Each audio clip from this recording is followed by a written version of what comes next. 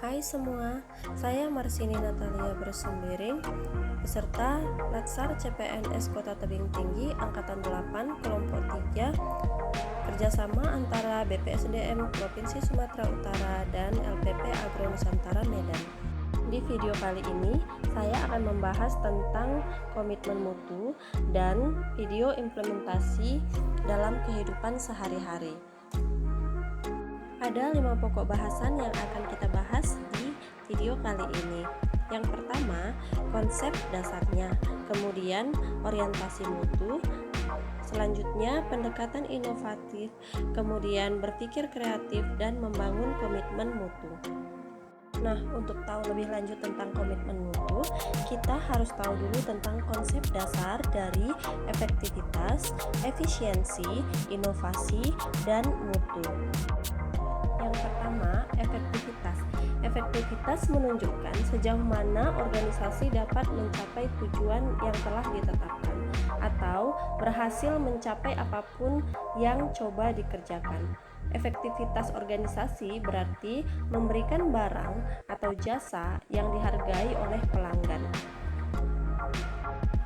Efisiensi adalah jumlah sumber daya yang digunakan untuk mencapai tujuan suatu organisasi. Efisiensi organisasi ditentukan oleh berapa banyaknya bahan baku, uang, dan manusia yang dibutuhkan untuk menghasilkan jumlah keluaran tertentu.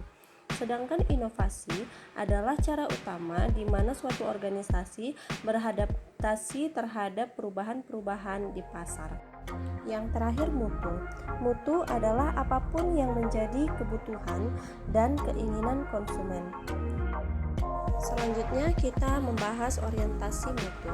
Nilai dasar dari orientasi mutu adalah yang pertama, komitmen pada kepuasan pelanggan, yang kedua, cepat, tepat, dan ramah, yang ketiga, melayani dengan hati, yang keempat, melindungi dan mengayomi, dan yang terakhir, perbaikan yang berkelanjutan. Yang selanjutnya kita membahas tentang pendekatan inovasi. Inovasi muncul untuk menghadapi tantangan manajemen di masa sulit. Inovasi lahir cepat ketika organisasi berada dalam kondisi stagnan dan sulit untuk berkembang. Inovasi dapat diwujudkan dalam bentuk produk, layanan, metode kerja, sumber daya, dan yang lainnya. 4 cara berinovasi. Yang pertama, penemuan, yaitu untuk cara mengkreasikan suatu produk, jasa, atau proses yang belum pernah dilakukan. Yang kedua, pengembangan, yaitu dengan cara mengembangkan produk, jasa, atau proses yang sudah ada. Kemudian yang ketiga, duplikasi. Duplikasi yaitu dengan cara menirukan suatu produk, jasa, atau proses yang sudah ada. Kemudian yang terakhir adalah dengan cara sintetis, yaitu cara perpaduan konsep dan faktor-faktor yang sudah ada menjadi formulasi yang baru. Selanjutnya, pendekatan inovatif dalam penyelenggaraan pemerintahan. Indikatornya adalah mengidentifikasi tahapan pendekatan inovatif, kemudian mendeskripsikan implementasi pendekatan inovatif dalam penyelenggaraan layanan pemerintahan. Yang ketiga, menganalisis berbagai upaya untuk meningkatkan produktivitas PNS. Yang keempat, memberikan contoh alternatif solusi untuk meningkatkan produktivitas kinerja aparatur dalam layanan publik. Untuk menjadi ASN yang inovatif, kita harus berpikir kreatif. Indikatornya adalah memberikan contoh nyata dalam berbagai tindakan, kemudian menjelaskan manfaat dari penyelenggaraan kerja yang kreatif, kemudian menampilkan kinerja yang menunjukkan komitmen kuat terhadap mutu berbasis kebijakan yang sudah ditetapkan. Jadi, bagaimana kita membangun komitmen mutu dalam penyelenggaraan pemerintahan? Yang pertama, dengan cara mengobservasi, mengidentifikasi, dan mendeskripsikan fenomena empirik secara faktual terkait mutu kinerja aparatur dalam melaksanakan layanan kepada masyarakat. Yang kedua, memberikan penilaian yang objektif terhadap tingkat tanggung jawab aparatur dalam memberikan layanan publik. Yang ketiga, mendeskripsikan tindakan kreatif yang dapat diwujudkan oleh aparatur dalam memberikan layanan kepada publik.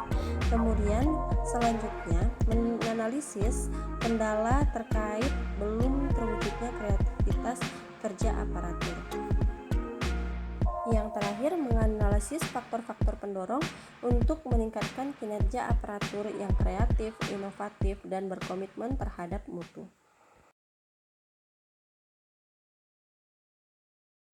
Jadi gini, tadi pagi saya rapat sama Pak Kadis. Pak Kadis bilang kalau semua kegiatan-kegiatan kita harus diminimalkan untuk pengumpulan orang-orang banyak. Tapi kan seingat saya kita bulan 5 nanti ada sosialisasi TPS untuk limbah B3 kan? Jadi menurut kalian gimana itu kita buat ya? Kan nggak mungkin kegiatan kita hapus kan? Iya Bu, gimana Bu kalau kira-kira kita buat Zoom meeting saja Bu untuk sosialisasinya? Zoom meeting bagus juga sih. Tapi kan ini masih baru, takutnya banyak orang yang nggak ngerti. Kalau saran lain ada nggak? Kalau kita buat leaflet aja gimana Bu? Seperti menuangkan materi sosialisasi kita dalam leaflet.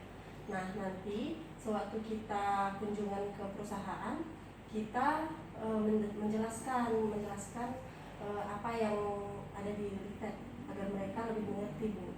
Nah sekalian nanti kita minta saja nomor kontaknya agar bisa kita follow up nanti apakah mereka paham atau tidak itu dari WA saja Bu, seperti itu. Oh bagus juga itu. Tapi tolong kamu buat konsepnya dulu ya, biar nanti saya pelajari lagi. Oh iya Bu.